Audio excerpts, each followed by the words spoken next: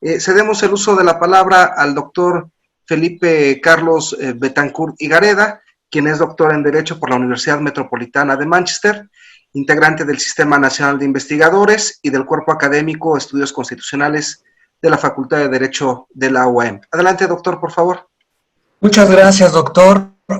Muchas gracias, doctores, por su presencia en este seminario. Es un gran placer para mí estar presente, participar. Creo que ahora sí ya me ven. Y bueno, pues en mi participación en esta sesión quisiera resaltar lo siguiente, que incluso en un contexto de emergencia como estamos viviendo actualmente, tenemos el derecho humano a una política pública consistente con la seguridad humana. Y esto es un punto muy importante recalcar, porque parece que se olvida que la excepcionalidad, el derecho a la declaración del estado de excepción, simplemente es un instrumento más que tiene el Estado constitucional para alcanzar el fin de la seguridad humana.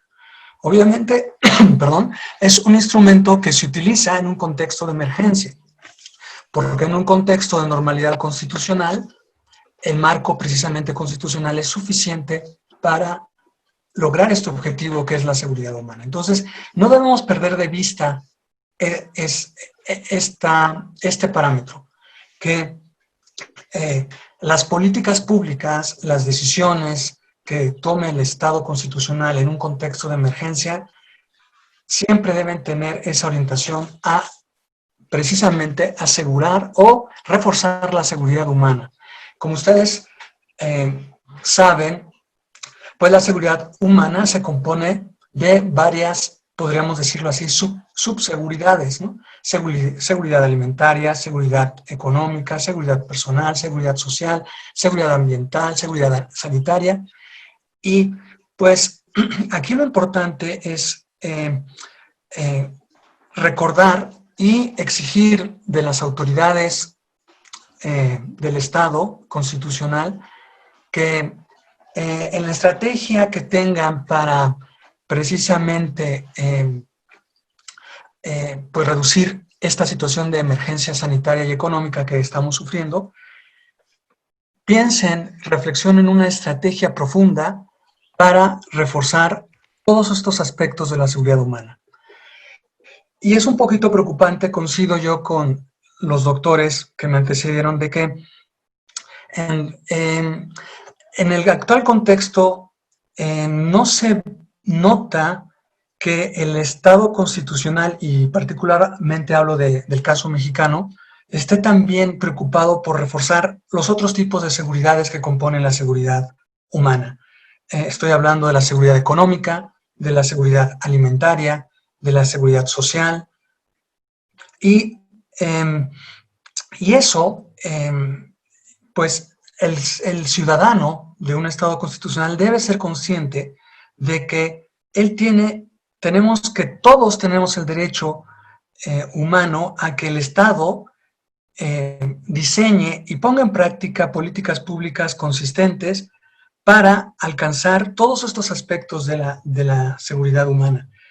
Es un poco preocupante que, y hablo en el caso de México en particularmente, aunque también los colegas internacionales que nos dan el honor de participar en este seminario lo pueden quizás también considerar y reflexionar en sus respectivos países, pero lo que es un poco preocupante es que aparte de la emergencia sanitaria estamos viviendo una emergencia económica, ¿no?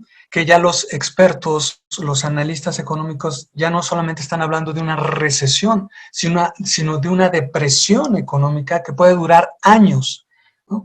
Obviamente en este contexto de depresión económica lo que vamos a observar es la pérdida de empleos, la quiebra de miles o cientos de miles de pequeñas y medianas empresas, en fin, una pauperización general de las sociedades. Y creo yo que nosotros como juristas debemos exigir a las autoridades de los estados constitucionales que armonicen sus políticas públicas, porque es cierto, el principal bien que se tiene que proteger es la vida. En este caso, yo considero que sí vivimos una crisis muy seria, porque el principal valor que que está en peligro es la vida de miles o quizás millones de personas si no se implementan o se ponen en práctica medidas que conduzcan a reducir el riesgo del contagio del COVID-19, pero al mismo tiempo también tenemos esa otra parte que es la emergencia económica, que es la que preocupa porque, sobre todo en el caso mexicano, no se ve que haya una estrategia de largo plazo y bien pensada y bien reflexionada y con el valor de la solidaridad para sacar adelante la economía nacional. Creo que ese es un aspecto muy importante que ya está incluso convirtiéndose quizás en un aspecto más serio quizás o igual de serio que la emergencia sanitaria lo es ahora la emergencia económica. Y yo creo que a nivel internacional tenemos que ser muy observadores de que las diferentes estrategias que han implementado los gobiernos de los distintos países han tenido diferentes resultados. Y aquí lo interesante sería que nosotros desarrolláramos indicadores para precisamente medir el éxito o el fracaso de una estrategia de emergencia económica o de emergencia sanitaria. Es decir, no ha habido uniformidad en la estrategia de los distintos países para enfrentar la emergencia sanitaria del COVID, ni tampoco ha habido uniformidad para enfrentar la emergencia económica derivada de la emergencia sanitaria. Y aquí nosotros tenemos que ser muy cuidadosos y exigir a los estados constitucionales que no descuiden esta otra parte, porque esta otra parte es quizás igual de relevante que en la emergencia sanitaria. Cuidar que las políticas públicas que los gobiernos están implementando durante esta situación de crisis conduzcan o sigan conduciendo a la seguridad humana, sobre todo en el aspecto económico.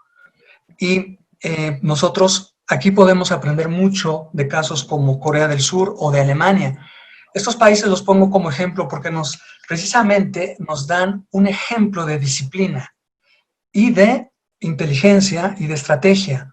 Ambos países han sufrido, como todos los demás, esta crisis sanitaria. Sin embargo, la forma de reaccionar de ellos frente a esta crisis sanitaria, podemos comentar que son casos de éxito.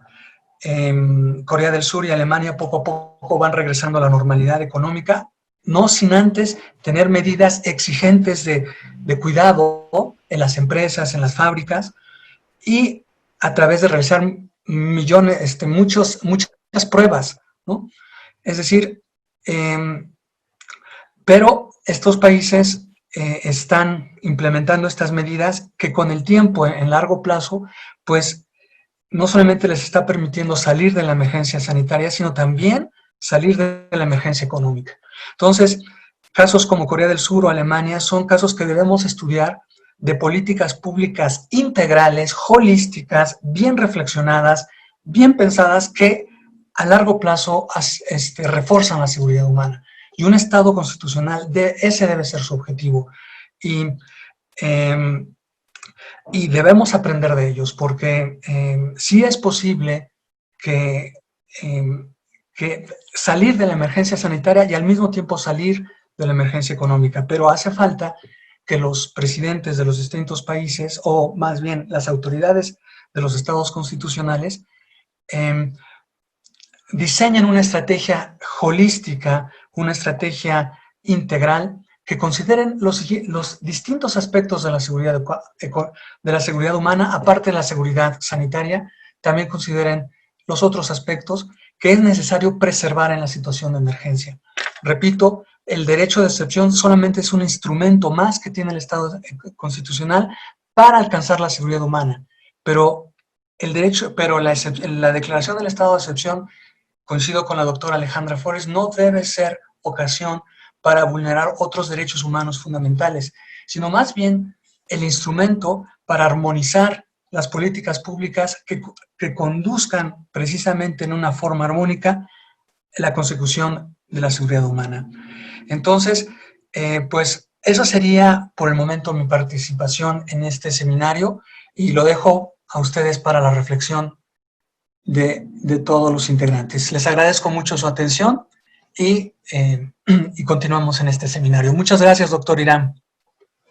Al contrario, doctor Felipe, muchas gracias a usted por sus comentarios y por las reflexiones compartidas. Cedemos ahora el uso de la palabra al doctor Enrique Uribe Arzate, quien es doctor en Derecho por la Universidad Nacional Autónoma de México, integrante del Sistema Nacional de Investigadores Nivel 2 y líder del Cuerpo Académico Estudios Constitucionales de la Facultad de Derecho de la UAM. Adelante, doctor, por favor. Gracias, doctor Irán. Gracias por moderar este seminario internacional. Desde luego agradezco también la participación de los estimados colegas integrantes de la red y también los invitados, Manuel Cartier de Lille y por supuesto la doctora Solarino de Turín, y en breve también a la intervención. Desde luego agradezco a los colegas, alumnos, profesores que están también en este chat, con la intención de conocer un poco más y debatir sobre el tema que hoy nos ha convocado, que es el asedio de las consecuencias o de los elementos que han ahora coincidido en el COVID-19, el asedio sobre el Estado constitucional y todos los principios y elementos que lo constituyen. Mi reflexión gira en torno a tres ideas fundamentales. La primera, el planteamiento, y me uno a ello que hacía Alejandro Flores en su momento, sobre el tipo de decisiones o la naturaleza de las decisiones que ahora se están adoptando en los diferentes gobiernos, en los diferentes estados, justamente para afrontar de la mejor manera este problema de salud. La pandemia, como sabemos, nos ha tomado a todos por sorpresa, y desde luego el Estado constitucional, el Estado de Derecho, ha sufrido los embates de la toma de decisiones, algunas muy oportunas, pero otras me parece incluso desmedidas o repentinas que han intentado paliar los efectos de esta pandemia. Como hemos visto a nivel nacional en México y a nivel internacional en distintos países, las medidas que se han adoptado pues han llevado de facto a algunos estados de excepción, a estados de sitio, estados de alerta, o alarma como se llama en otros países. Esto sin duda ha generado esta fase aconstitucional que menciona la doctora Flores, y yo me quedaría... Yo no me veo.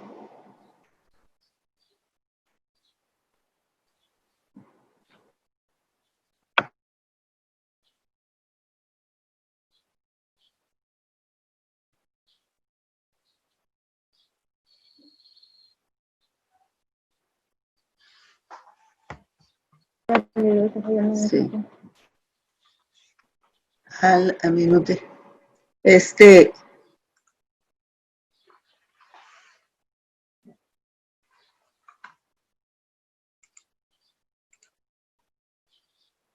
Enrique, no se oye.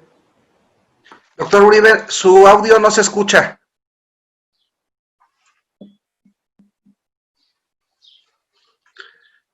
Estimado doctor Uribe, su audio no se escucha.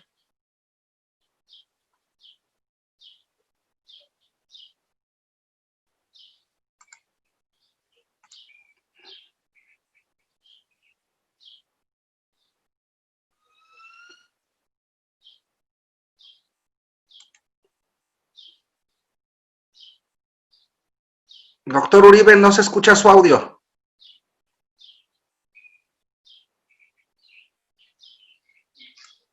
Doctor Enrique Uribe, su audio no se escucha.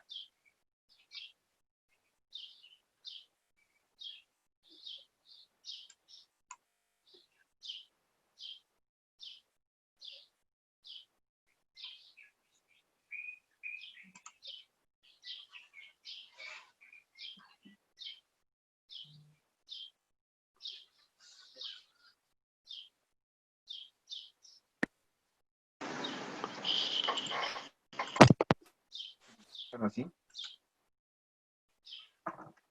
¿Así me escuchan? Lo escuchamos ahora sí, doctor. Adelante. ¿Pero desde dónde irán? Porque entonces tengo que repetir todo. ¿Hasta dónde me quedé? Si no es mucha molestia, sí nos gustaría volverlo a escuchar porque al principio hubieron fallas de su audio. Entonces sí nos gustaría volverlo a escuchar desde el principio. Por favor, doctor. Bueno, ya luego sin los audífonos voy a gritar un poco a ver si no lo lastimo con esta voz más alta. Decía hace un momento que me parece la pandemia a nivel mundial nos ha tomado por sorpresa a todos y quien ha sufrido los efectos inmediatos de esta situación, pues evidentemente hemos sido los ciudadanos. De acuerdo con esto, las reflexiones que yo quiero plantearles a ustedes son tres. Una tiene que ver con lo decía Alejandra Flores hace un momento, la falta de fundamento, la ausencia de fundamento constitucional que han tenido las decisiones adoptadas, al menos en México, y me atrevería a decir en otros países, que pues plantean lo que yo podría llamar la fragilidad o la quiebra del Estado constitucional.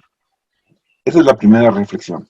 ¿Hasta dónde los fundamentos o el sustento del Estado constitucional puede pervivir ahora que las decisiones han sido también repentinas, inusitadas, rápidas, pero también en algunos casos me parece excesivas? El estado de excepción, como ya se ha comentado, tiene sus reglas. En México se conoce como la suspensión de garantías, no hemos llegado a ese punto, pero me parece que en los hechos, de una manera fáctica, pues estas decisiones tomadas para invitarnos amablemente a quedarnos en la casa, a restringir las salidas, etcétera, pues también en los hechos se traduce pues en una limitación sensible, clara, a los derechos de los habitantes. La primera reflexión entonces es sobre las posibilidades de pervivencia del Estado constitucional de acuerdo con los fundamentos y la estructura que lo han identificado desde siempre. Creo que la gran sacudida que hemos tenido a partir de esta pandemia y sus efectos, pues nos debe plantear a los juristas esos fundamentos y la pervivencia de sus principios. En segundo lugar, creo que también es importante tocar un tema que se estudia mucho en Francia, por supuesto, en Italia, en otros países, que es lo concerniente a la mutación constitucional, que ahora esta toma de decisiones, estos cambios, están trayendo para el Estado constitucional. Es indiscutible que debe salvaguardarse el derecho a la salud, la vida de las personas. También es claro que el Estado, las autoridades deben tomar las decisiones y no las pueden tomar de otra manera con el adecuado fundamento constitucional, con la adecuada estructura constitucional. De lo contrario, es fácil advertir la generación de abusos de poder y desde luego la vulneración a los derechos de los habitantes y todavía entre estos la vulneración de los derechos de los más vulnerables.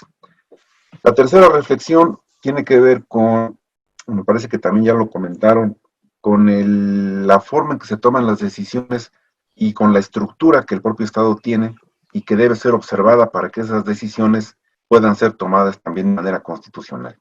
En el caso del Estado mexicano, que tiene un modelo federal, o ha adoptado un modelo federal desde mediados del siglo XIX, me parece que esto también nos debe poner en alerta por las decisiones que ahora se han tomado a través del presidente de la República, el propio secretario de Salud o el Consejo General de Salubridad, pues han sido decisiones que se han tomado desde el ámbito federal y que hasta donde entiendo no se ha convocado o hecho coincidir también las opiniones y determinaciones de las instancias locales.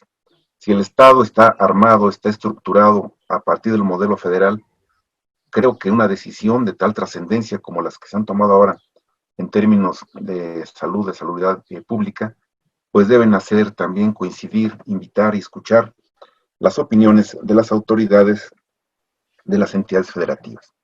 Por esta razón me parece que el asunto que hoy nos convoca y que hoy se ha llamado el asedio del Estado constitucional, la pandemia del COVID-19 y la toma de decisiones de los gobiernos, considero que sí nos debe mover a la reflexión en varios flancos, porque el Estado constitucional está sometido hoy a una durísima prueba y desde luego los derechos humanos están también sometidos a una prueba terrible porque de facto hay una vulneración a los derechos fundamentales en varios sentidos.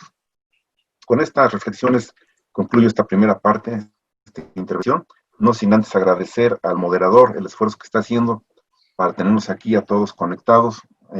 Entiendo que hay varios que nos han podido conectar, varios colegas.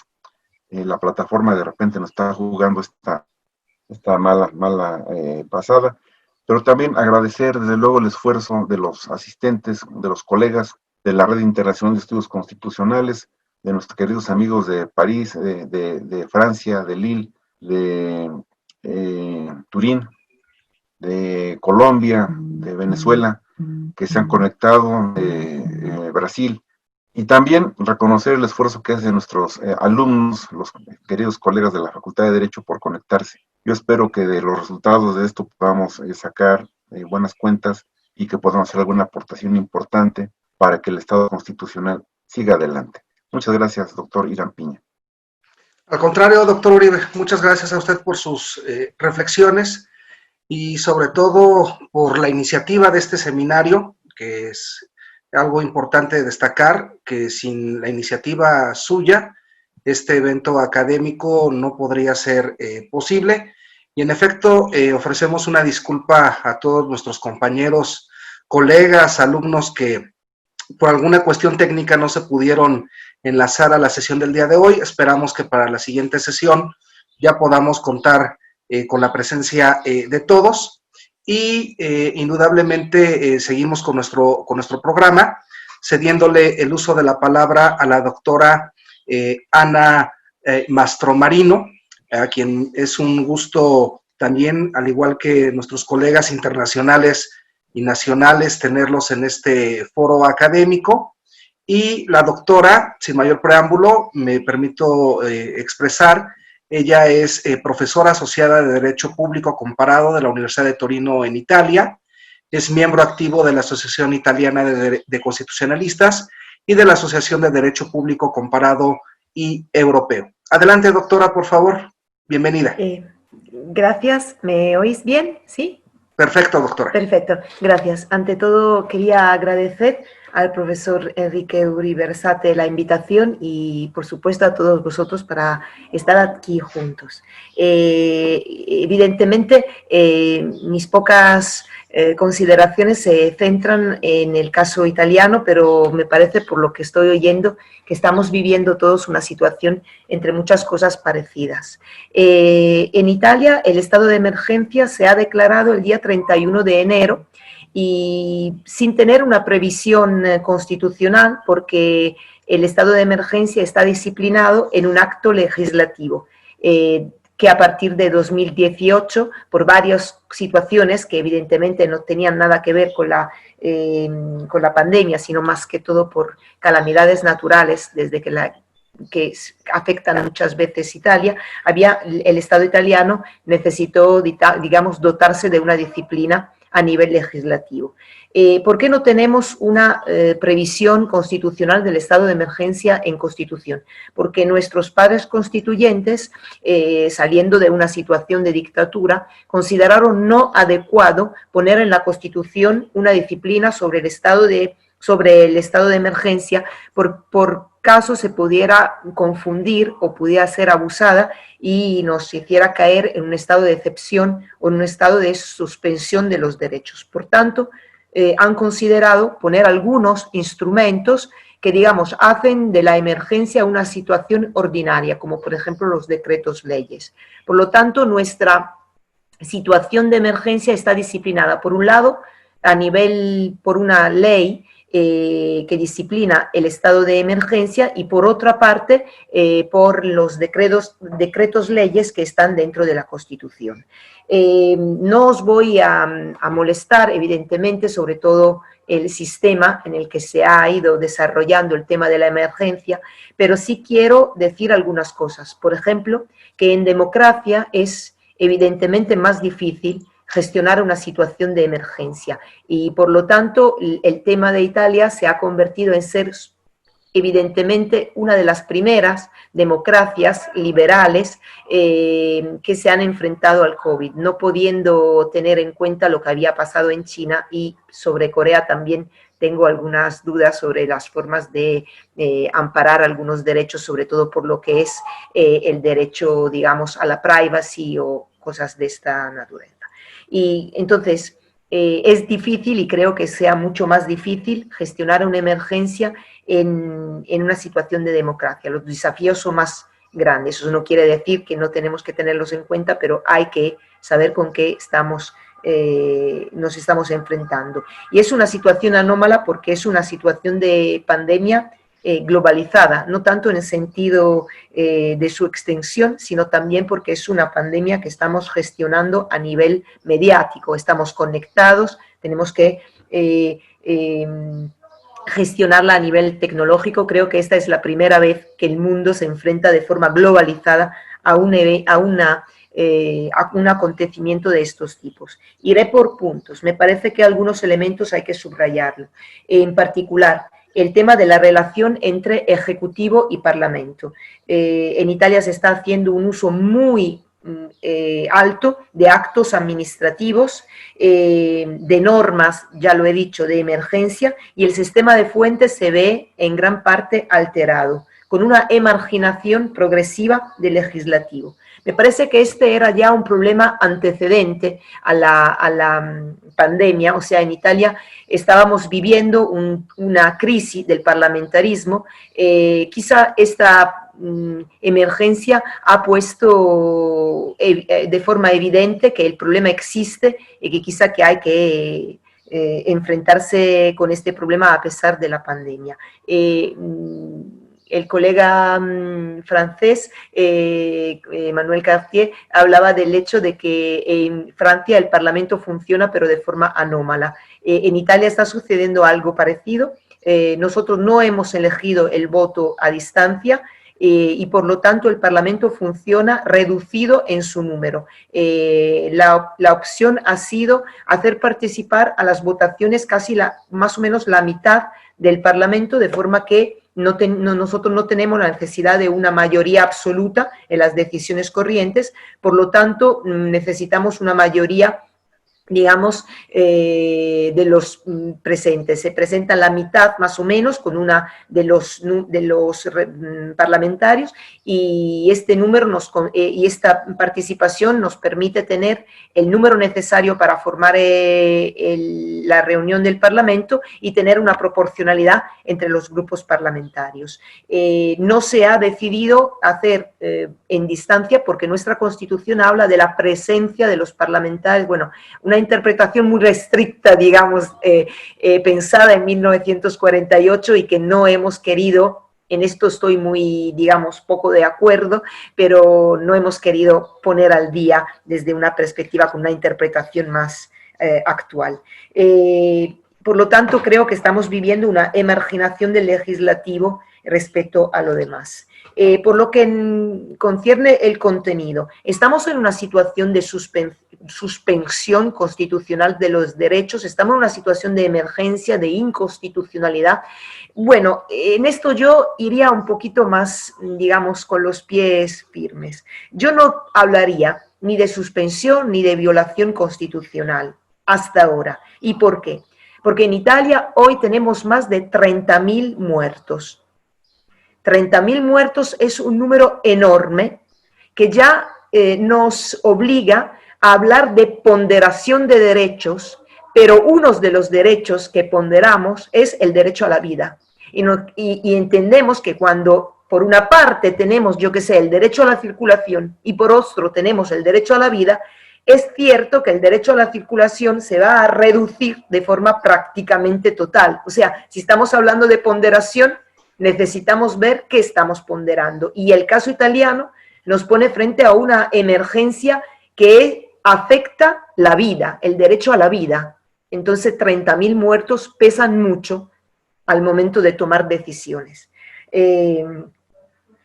Esto creo que es importante para entender también un antes, un hoy y un después. ¿Qué quiero decir? Quiero decir que muchísimas de las de los riesgos, de las inquietudes que muchos colegas han puestos en relieve, han subrayado, se pueden compartir. Yo creo que como juristas tenemos que compartirlas, que hablar, que tener siempre mucha atención por lo que está pasando. Pero yo digo que esta atención es sobre todo para mañana. A ver si mi castellano me permite explicar este punto que para mí es importante.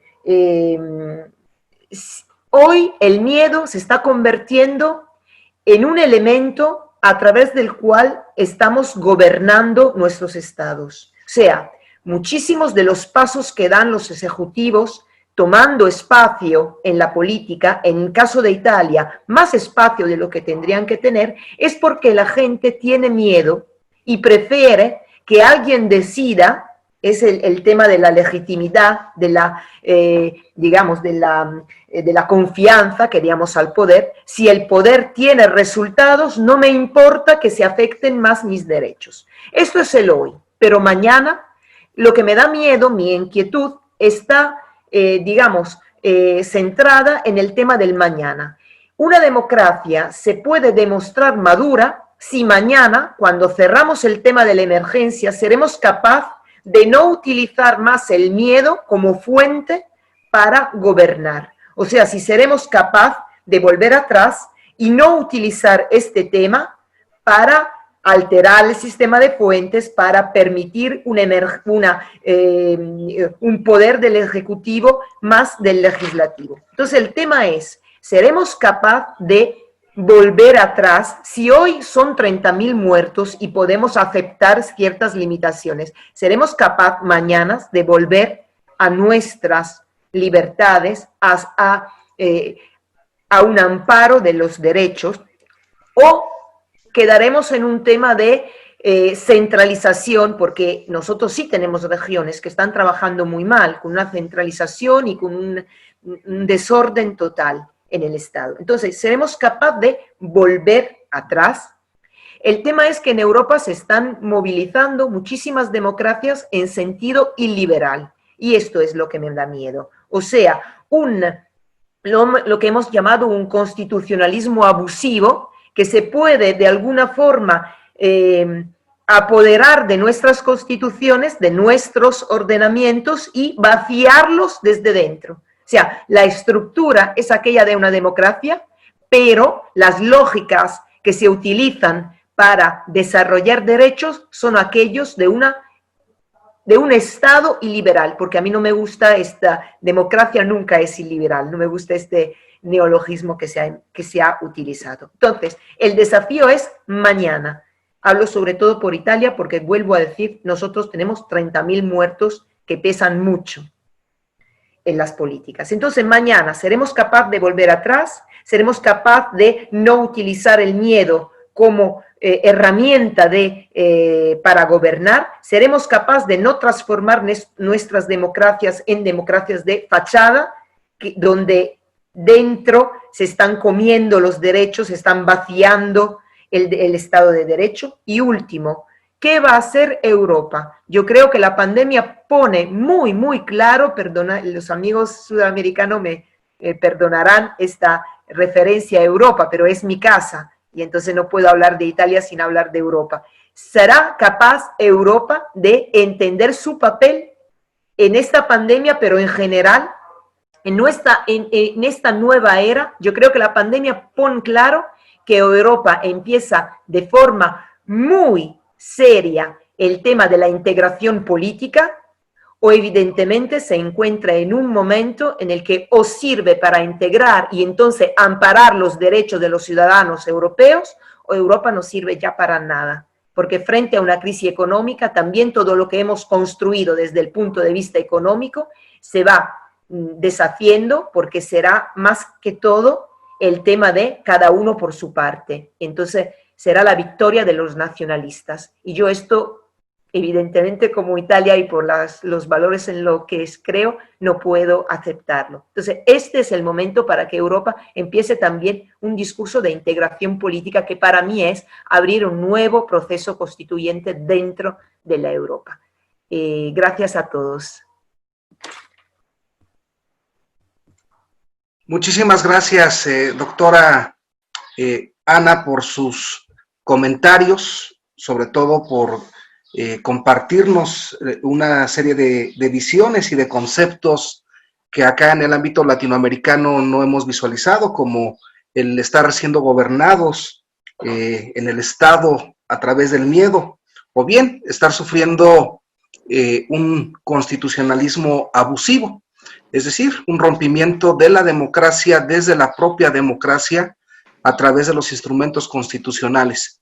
Sin lugar a duda, esto también pone sobre la mesa una idea que se ha generado a últimas fechas sobre la instauración de un comunismo global. Entonces, obviamente la reflexión de las ideas es fecunda y sobre todo dará pauta a los siguientes temas que tendremos dentro de nuestro seminario.